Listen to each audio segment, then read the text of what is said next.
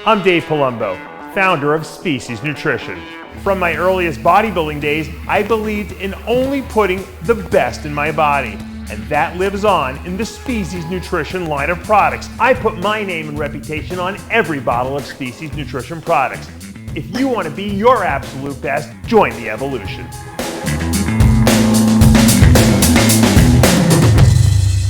Old School Bodybuilding Clothing Company. If it's been 3.5 hours since you last ate protein and now you're starting to freak out, you are old school. If watching someone sit on a hammer machine for 5 minutes between sets playing with their phone pisses you off, you are definitely old school. OSBBC.com for the hardest training athletes.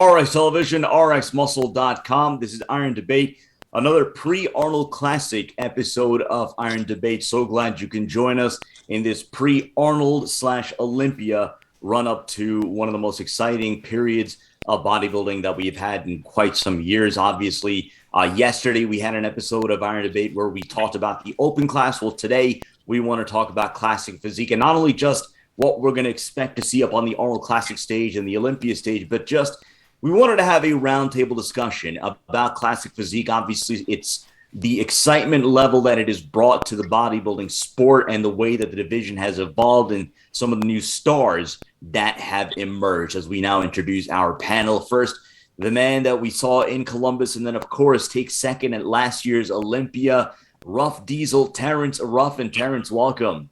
Hey, thank you for having me. And then we go down to Texas. Now, he has one of the coolest nicknames in all of bodybuilding. I don't know if it's a new nickname or something that's been established quite some time back. I first saw Milos Sharchev refer to him by this name, but it's a thing. The Texas Oak, Logan Franklin. Logan, welcome. What's up, man? Thanks for having me. And then, of course, we have Dave Palumbo, the man, the final word in our Cape Coral studios. Logan, let's go to you first on this one because, I am curious. Your Instagram handle is now Texas Oak. Is this a fairly new nickname? How did this come about? Yeah, I would say pretty much after the Texas Pro, a bunch of fans started commenting Texas Oak, and I pinned it once, and a bunch of people liked the comment, and it seemed like it took from there. A lot of people get saying it, so I decided to put it in my bio, and it's kind of stuck, so I like it. Terrence, you right now are already camped out in Columbus. Last year, last time we spoke in person was at the Olympia. Before that, it was at the Arnold Classic, and that was right before the pandemic. And I just remember we had the conversation after the show, and you had a clear sense of disappointment after finishing second at last year's Arnold Classic. But then, coming out and putting on an absolute dazzling display at the Olympia, claiming that runner-up spot. Your mindset heading into this important weekend at the Arnold Classic Physique Showdown? My mindset is just do the things I need to do to be at my best. Focus on the things I can control. And that's all I can do. I can't worry about this person or that person, how they look or anything like that. It doesn't help at all. My mindset is pretty just being focused. You posted an update picture that we reposted on our Instagram. That was from yesterday or a couple of days ago? I think the picture you're talking about is like right in front of my house. Yeah, on like the little dock. My video guy, he's been staying with me for the past like months, so we can get a lot of content in. And he's like, "Hey, let's just go outside and do these pictures." I had a good idea, and I'm like, basically, I just do whatever he says because I know he's got. I pay him to have the good ideas. Yeah. No, it's cool because when this division was first introduced, Terrence was one of the names that was widely talked about. As we get a look at the shot right there that we posted on our Instagram yesterday, and when people talked about classic, Terrence Ruffin was one of those first names that was brought about, not only for the physique but also the presentation.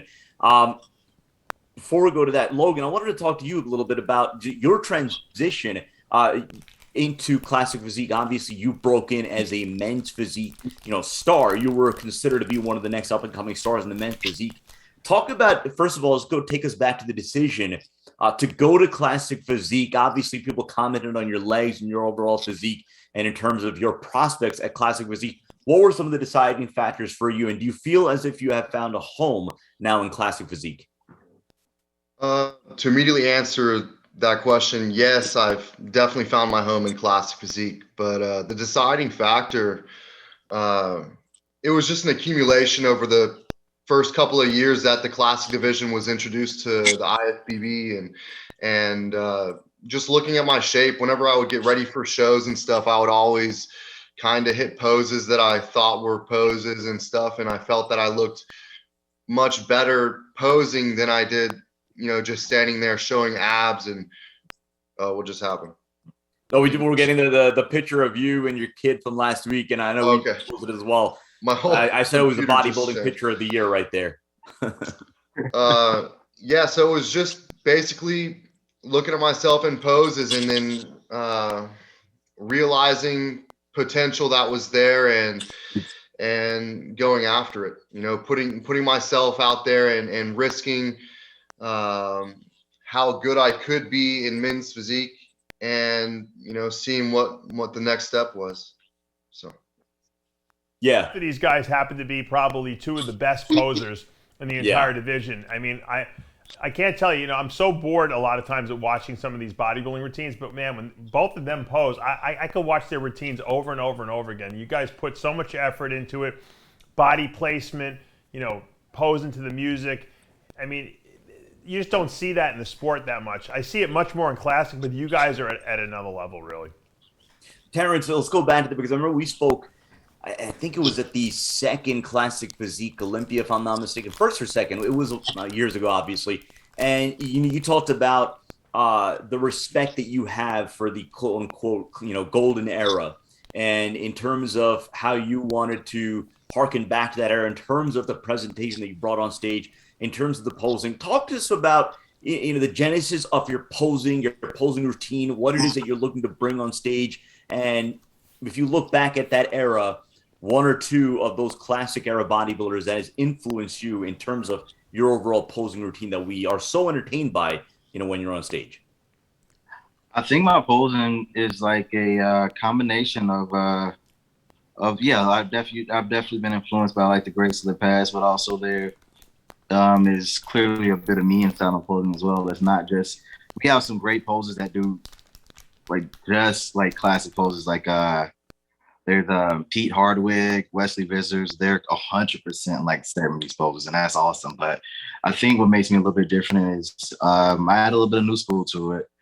I think two of the guys that played a huge role I'm more of an 80s fan, to be honest with you. A little bit past the golden era, but Lila Brada, I bet Logan could say the same. And then maybe Francis Buffalo or Bob Harris.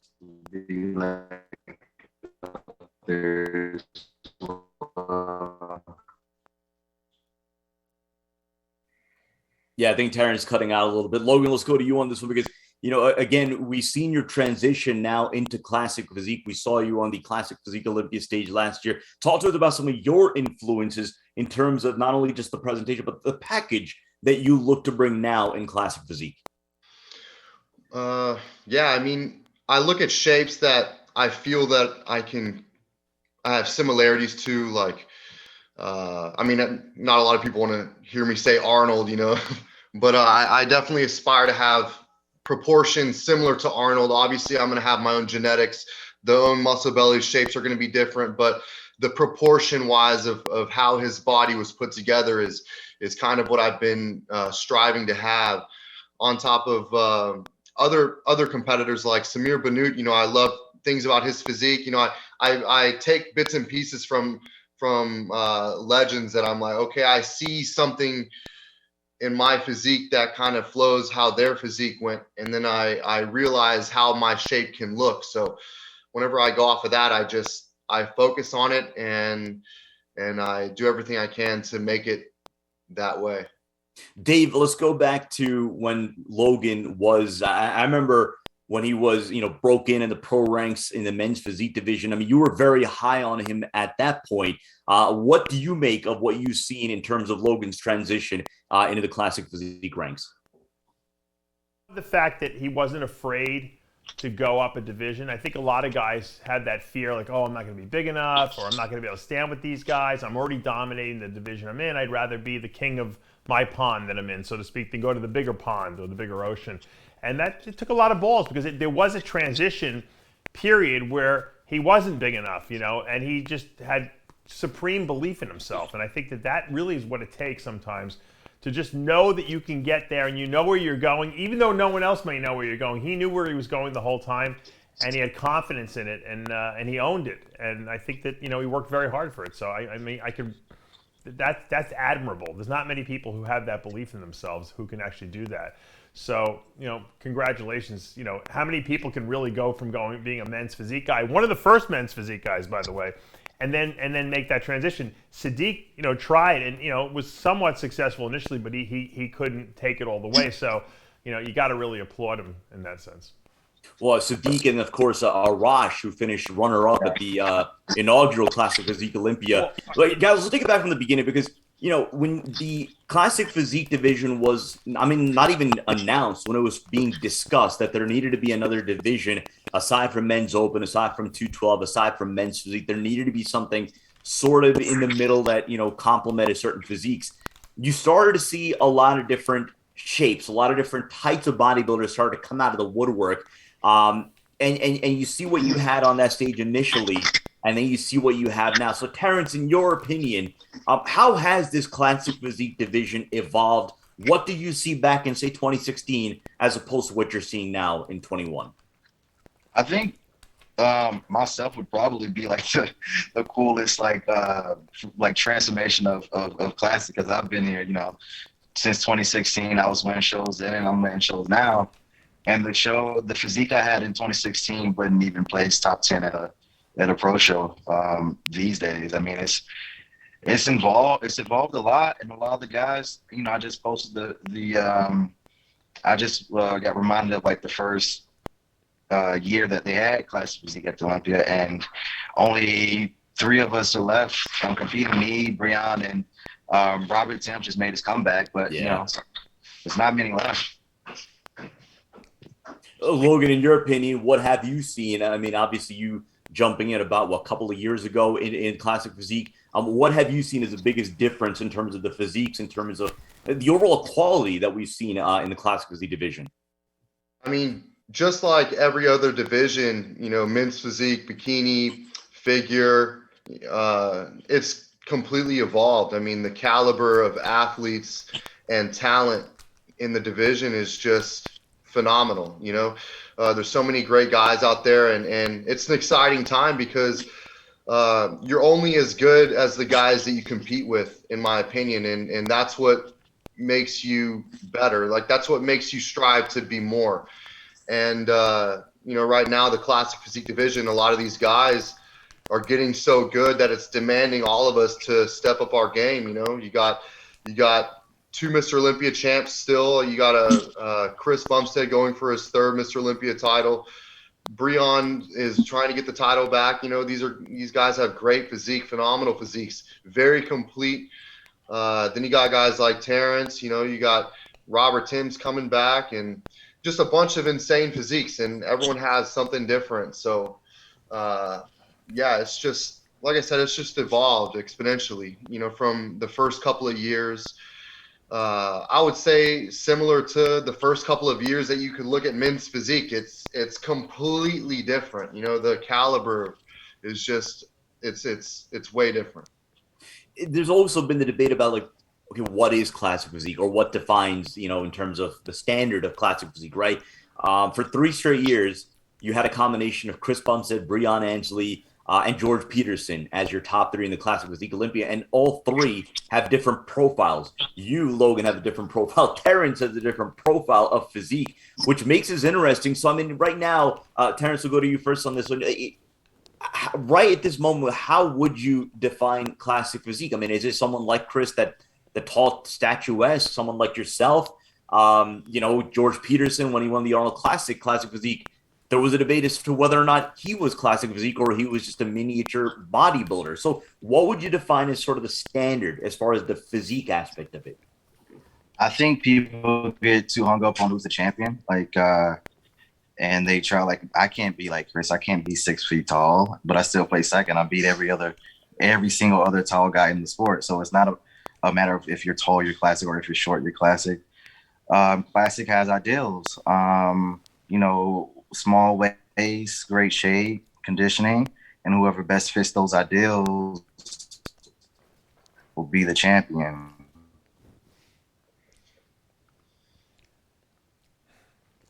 Yeah, Terrence is cutting off. So Logan, let's go to you on that. In terms of, from your analysis, what you've seen with the different types of physiques, in the classic physique, especially in that elite crust. To you, what is that standard for a classic physique as we look at it in 2021?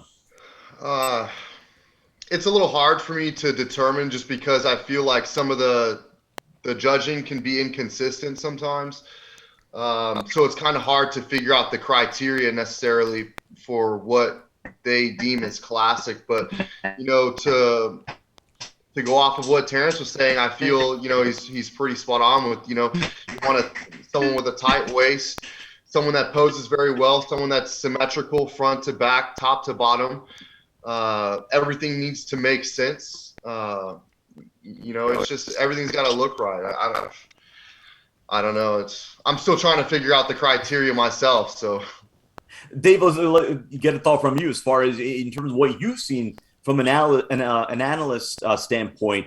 What, in your opinion, is the standard for classic physique as far as you've seen it?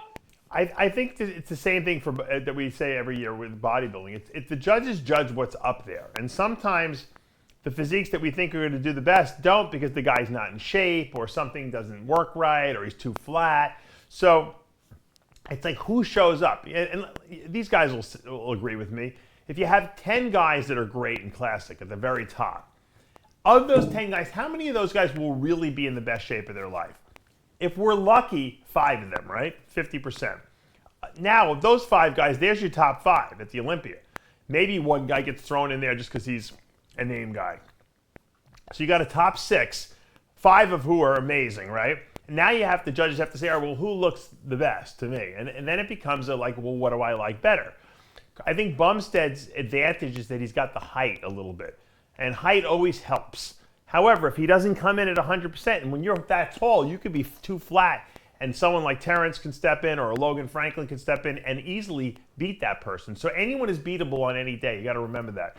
And that's what Terrence is saying. He's got to just be his best, and he will beat the big guys. But I think taller definitely has an advantage. And I mean, anyone who doesn't say that, is not being, look at Arnold versus Franco back in the day. Franco had much better legs than Arnold, but Arnold had that statuesque look, and that's what the look was.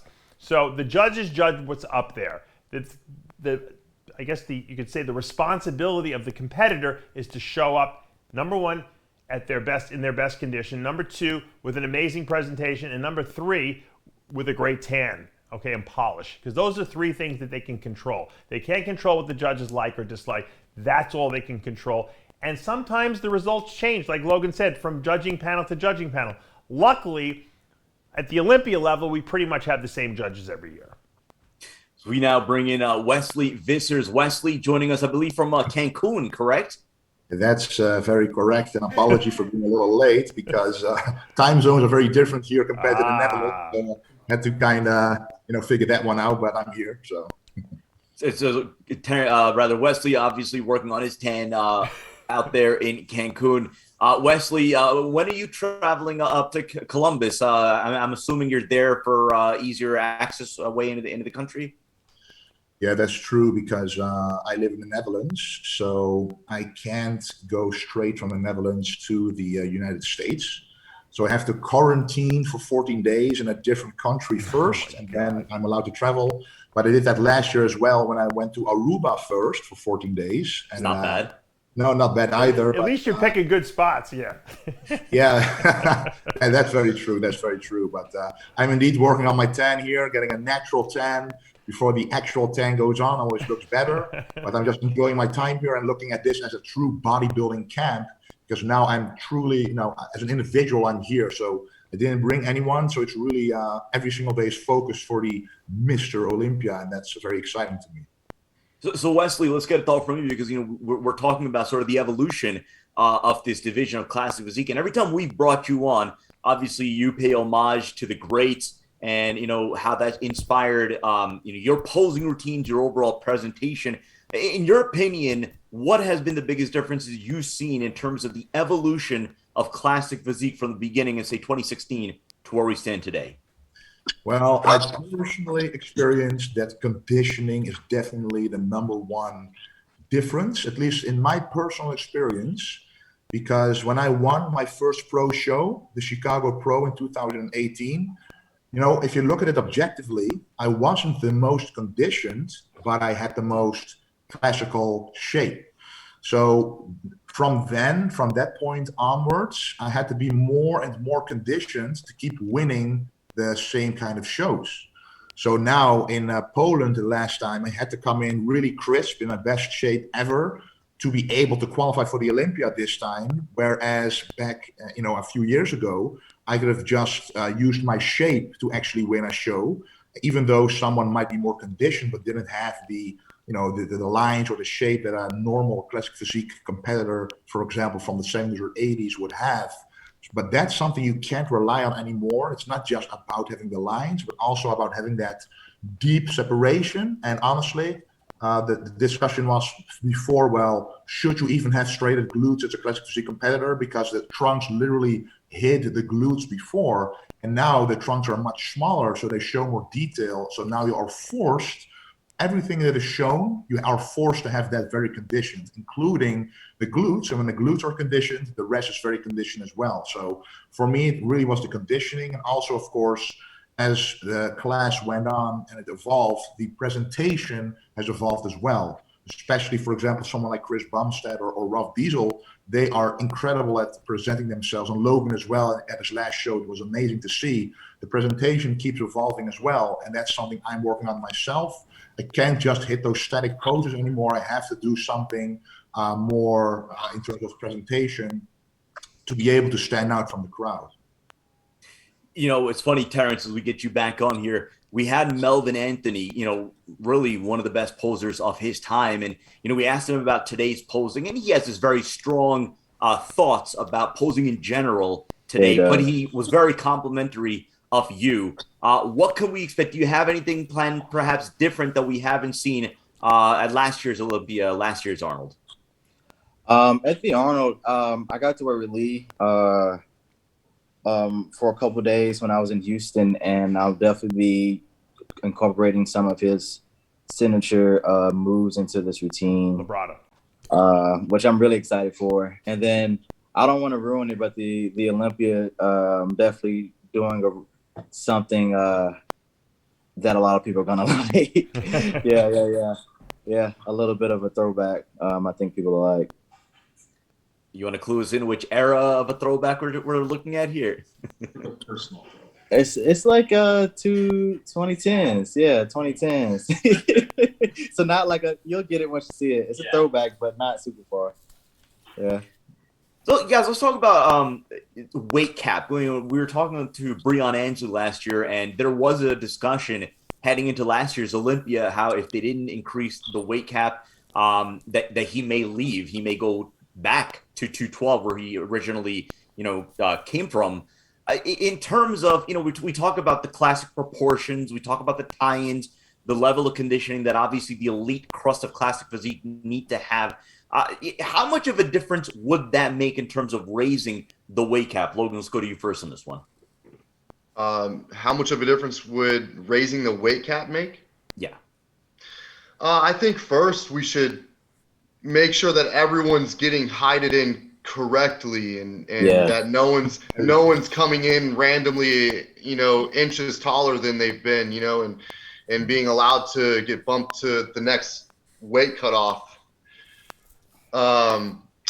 So I think that should be more, focused on first, but I don't think that we need to be so big. I don't think classic needs to be, blending in with open bodybuilding necessarily. but that's just my opinion, honestly. I'm not one of the guys that runs this, so I really don't know how to, say what should be said, I guess. I think it's good. I think the weight limit's good where it is now. I mean, obviously, like I'm still not at my weight cap. But I like to personally, I think classic more fits like an 80s style with a slightly better conditioning. And I'm pretty close to where Lee was, and we're about the same height. Oops. And can you hear me? Yeah. Can you hear me? Yeah. We got the Terrence. And Chris Bumstead, I think it's still like he's not close to his weight limit. And I would argue, like, guys like we've seen Regan, he made it to the made it to the Class Physique Olympia, and then a couple months later, a year later, he's placed in top 3 at 3 open shows. It's pretty like a tall guy could do pretty well. We've had Henry Pierre go back and forth, do decently. Alex Cabernero was winning 212 shows, switched to classic. There's another guy, I think not Abdullah, but I can't think of his name right now. But there's been a couple guys that can go back and forth, so I don't think it needs to go any higher. I think we're right at that limit where if we go any higher, people can just go back and forth without, and win shows in either. Wesley, your opinion on the weight cap? Yeah, for me personally, it doesn't need to be higher either. But what Logan said is very important. We have to have a standard of measuring the height, because I'm exactly in between two weight caps, and that's a 4 kilo difference, almost 10 pounds. Wow. Yeah. So I can't know my future if I can't, if I can't put a stamp on what my height is going to be at the show. And you can't know unless you're being measured right at the show, and then it's too late if you're too heavy. If you're over 19, if you're over 9, I don't mean to interrupt, but if you're over 19 years of age, why can't they measure you once and that's your height? They give you a card on your NPC card, or on your IFBB card that says 5 foot this or 6 foot whatever. 100% Forever, agree. the rest of your career, that's your height, and you know your weight. I mean, you shouldn't have to be shaking in your boots to make sure your height is correct when they weigh you in or height you in at the Olympia. You should know what your weight cutoff is well before that. Yeah, a lot of us are like, I'm like Wesley. I'm right on the limit. Mine isn't as much, but yeah, mine is a 5 pound difference each. That's huge for you. Got heighted, yeah. So, at the Arnold, I was under 5'5". At the Olympia, I was over 5'5" by it was like an inch difference. They can't. Yeah. They can't change it. You're one height. That's it. This is your height forever. Sorry, guys. I mean, come on. At the Olympia level, they shouldn't be heighting you in, before the show. They should be weighing you in according to your height. That's a given, Mm-hmm. Go on, Wesley. You're talking about again the cap. Yeah. So, for example, I had to. It's for conditioning. I have to say, if you think you're a lower weight cap, it's always a positive thing, because I had to suck down for Poland to think I had to make some kind of weight, which I in the end didn't have to make at all. So, for example, the weigh-ins or the height-ins are at different times of the day as well, depending on the show. So in Poland, I had to weigh in at 10 p.m. at night. So if I think I'm very close to my lower weight limit, all I can do is not drink, barely eat anything, hoping I can get to that weight limit. But when I was measured there, my height, I was actually in the weight limit above. So I had nothing to worry about in the end. And that's the thing that frustrates, I think, many bodybuilders. And honestly, I've seen some weird things going on as well backstage. I mean, and during the measurements of people doing stuff with their hair in order to be taller, for example. And some are very extreme. I've even thought about myself, I wonder if I put like a gel, like an Elvis Presley gel in my hair. And maybe that gives me like 1 centimeter or half a centimeter is all I need for that extra weight. But I was like, well, no, I'm not going to do that, because I don't like the guys who do that anyway. But you're not a cheater. But depending on the show, now they actually put the measuring stick next to their head, and then they guesstimate, okay, this is where his skull ends. Because sometimes they're wearing like these thick dreadlocks or something you just can't push through. And sometimes I've seen it at several shows, they literally put that height as official, and it's like 10 inches taller than they actually are. So, yeah. So to me, the weight cap isn't the biggest issue because I do think the weight is pretty good. And if you have to weigh more to be competitive, then you don't have the classic tie-ins and the waist and stuff like this to compete with the rest. But they do have to do something about the height because, that's a given for like the next 20, 30 years anyway. So why would you have to do it all over again every single time? Well, let me ask you this from a philosophical perspective, because again, we've seen this in men's physique. We've even seen this in figure women's physique, where we talk about the division getting too big, right? And in terms of, we talk about an evolution, but then we talk about now you're starting to get blurred lines division to division. So there seems to be somewhat of a conflict just in terms of schools of thought, especially when it comes to class physique, weight cap, and then again, Wesley, before you logged on, we were talking about the case of George Peterson, right? And the 3 years that he was finishing in the top three, having sort of that big muscular physique, winning the Arnold Classic in 2018. So again, what's the right answer for this as far as classic physique? Because at the end of the day, there were those that made the argument for George Peterson saying, hey, at the end of the day, it's a muscle competition, not a structure competition. But again, we are talking about the level of conditioning and tie-ins that classic physique wants to have on that stage. Terrence, we'll go to you first on this. Where do you stand on that conflict? For the specific show you're talking about, I personally would have had Steve won, but I mean, I get why George won. There's still several criteria, and shape isn't the only criteria that wins bodybuilding shows. I think George is consistently like one of the most conditioned guys on stage. He has the muscle. Shape isn't the best, but it's still not terrible. It's definitely guys, but like you add all those factors in, I can see why he won. It still wouldn't have been my choice, but I can definitely see why. Logan? I agree. I was saying that back in 2000. What was the year? 2019. I thought Steve had won that show due to his shape and his posing. But not to say George didn't deserve it. I mean, he looks phenomenal. What he brings to the table, the hardness, the graininess, the conditioning aspect, everything is there. Most ridiculous back you've ever seen. So, yeah, I mean, you can go off of two things. What do you want? You want shape or do you want the muscularity? And I think that's what needs to be defined in this division, especially. Wesley? Yeah, I think it's always going to be difficult to put a true definition on the difference. But one thing I did hear Steve Lineberger say in an interview is you have the open bodybuilding class, if you listen to the words, and you have the classic physique, just like men's physique.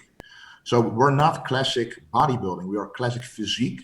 So with those words of the class, they want to say, well, it's not about building as much muscle as possible. Of course, up to a point, because without muscles, it's not going to be a show. But it's the physique that comes first.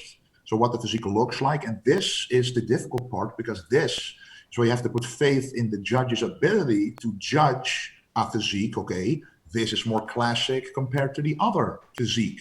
And, everybody is always going to have, no matter how far in the future you're going to look, always going to have different opinions on which physique looks the most classic. Because for me personally, and I've had a lot of critique about this as well, for me, classic physique is like the physique of Arnold. That's what I like as a classic physique.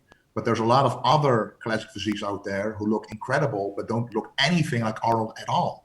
But I have to say that for me, because I'm a taller guy, I have kind of like a structure like Arnold. So I make the most out of that classic physique, because classic also is one of those words refers back to the golden era of bodybuilding, at least back in the day. So you have to look back at what did they look like. Then you can choose between the 70s, 80s, and maybe even the early 90s to see, okay, what is truly classic? And then depending on the day of the show, that's when the judges have to say, okay, this is what we think is the most classic at this point. And nowadays, it's a bit more clear who is going to win, because now conditioning is very important as well. So there won't be a lot of guys in regular shows that are super conditioned. If there's one very good conditioned guy with a good shape, he's probably going to win. But the most difficult thing is, of course, shows like the Arnold and the Olympia, where you have indeed a choice in between Steve and George. That's where the most difficult judging begins. But then again, you have to look at the physique, and then we can all almost agree that if you look at Steve's physique, it looks more classic because of the tie-ins, and compared to George, because he is more of a muscular physique, and that's why he went to 212 and did very well right from the get-go, because he's simply a very, very good bodybuilder in general. Dave, final word on this one. I agree with everything they're saying. I think it's 100%. I think it's tough, like Wesley said, because the judge's responsibility is at first and foremost to make sure the physique looks classic.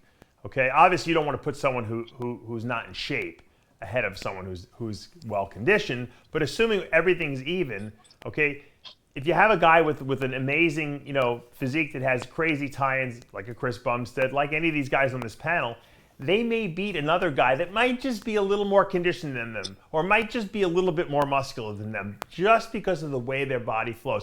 Now, you can call that genetics all you want. That's a gift. Ronnie Coleman had the best genetics of all time, and that's why he's the greatest bodybuilder of all time. Sorry, that's the way the sport goes. We're not all born with all those gifts, but yes, it has to look classic. Once they start picking physiques that don't look classic, you've lost your division completely. So I agree 100%. Gentlemen, I know all three of you are on the final stretch of prep. It has been an absolute pleasure. We thank you so much for joining us in this final stretch heading into the two big shows of the year. Logan Franklin, Wesley Vissers, Terrence Ruffin. Thank you, gentlemen, so much. It's going to be an absolute blockbuster weekend, and we wish you all the best this upcoming weekend. Best of luck. Sir. Thanks for having us. Yeah, thanks for coming. All right, that's going to do for this episode of Iron Debate, pre-Arnold Classic episode of Iron Debate. We're going to see you in a couple of days from Columbus, Ohio. We're going to cover the show wall to wall, starting with our coverage on Friday. For Tyler Shore and Dave Palumbo, I'm Sadiq Faruqi. We'll see you next time.